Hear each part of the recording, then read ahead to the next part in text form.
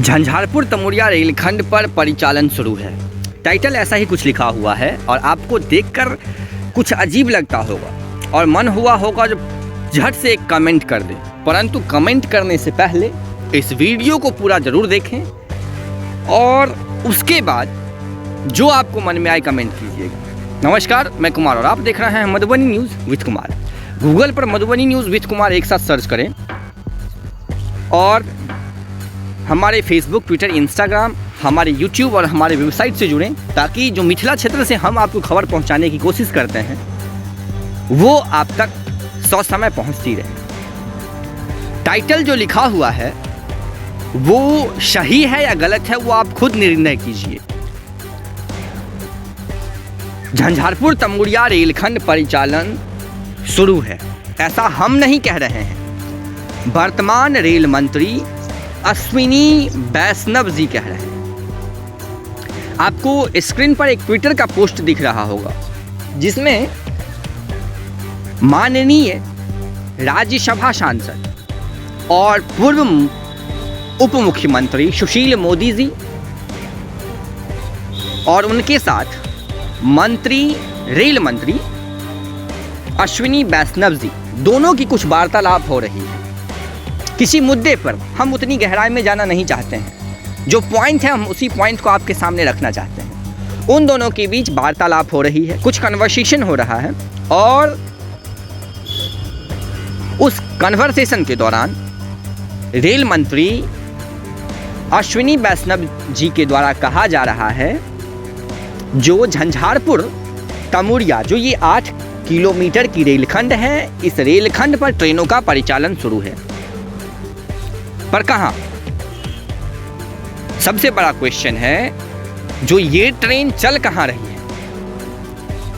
शायद ही mister India वाली train तो नहीं है, जैसे वो मिस्टर इंडिया में ऐसे एक बटन दबाने से वो गायब हो जाता था, कुछ इसी प्रकार की ट्रेन तो नहीं है जो बटन दबाते ही गायब। अगर झंझारपुर तमुरिया रेलखंड पर ट्रेनों का परिचालन हो रहा है तो वो किस समय हो रहा है?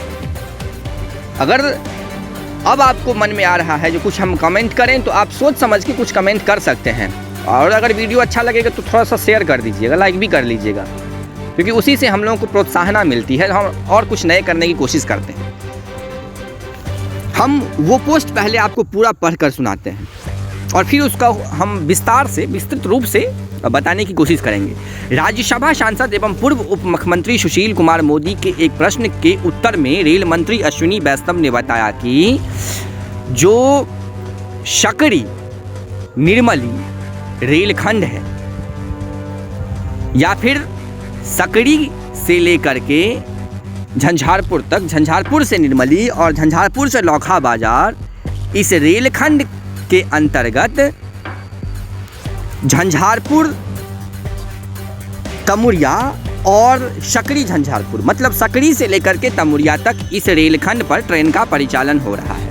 इस 29 किलोमीटर के रेलखंड पर ट्रेन का परिचालन हो रहा है और भी कई सारी बातें उन दोनों के बीच हुई जो 2004-05 में इस रेल बजट के लिए सकड़ी से लेकर के झंझारपुर तक, झंझारपुर से फिर दूर रूट हो जाती है, एक रूट हो जाती है झंझारपुर से निर्मली की, एक झंझारपुर से लौखा बाजार की, फिर सहरसा फारबिसगंज। इस रेलखंडों के लिए जो आमान परिवर्तन का कार्य करना था, इसमें 1471 करोड़ की स्वीकृति हुई थी इस रेलखंड को आमान परिवर्तन करने के लिए। तो जो भी है हम इस वीडियो में चर्चा करेंगे, परंतु ये ट्रेन जो चल रही है, जो वर्तमान रेल मंत्री एक हवाबाजी वाला स्टेटमेंट दे रहे हैं एक गरिमामयी पद पर बैठ करके, ये ट्रेन चल कहाँ रही है और अगर चल रही है तो झंझारपुर तमुरिया रेलखंड के आसपास बसे हुए जो लाखों लोग हैं, हजारों गांव हैं, उनको दिख क्यों नहीं रहा है?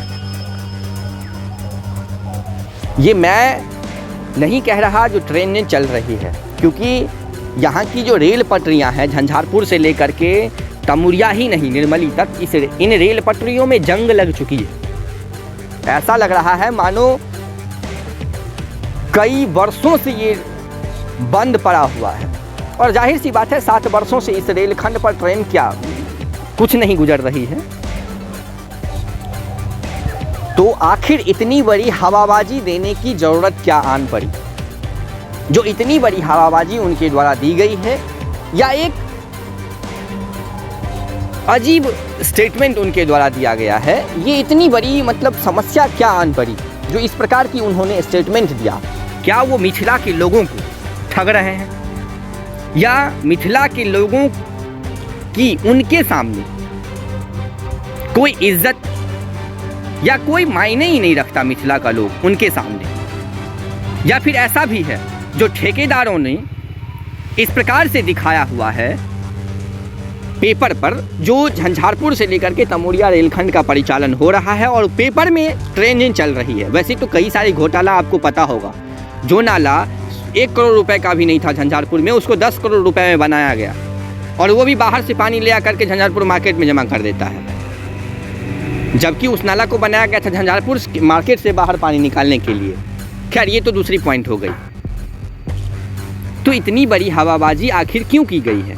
तो क्या इस प्रकार की स्टेटमेंट जो वर्तमान मंत्री जी ने दिया है, रेल मंत्री जी ने, इस गरिमामयी पद पर बैठकर, क्या उनके लिए शोभनीय है?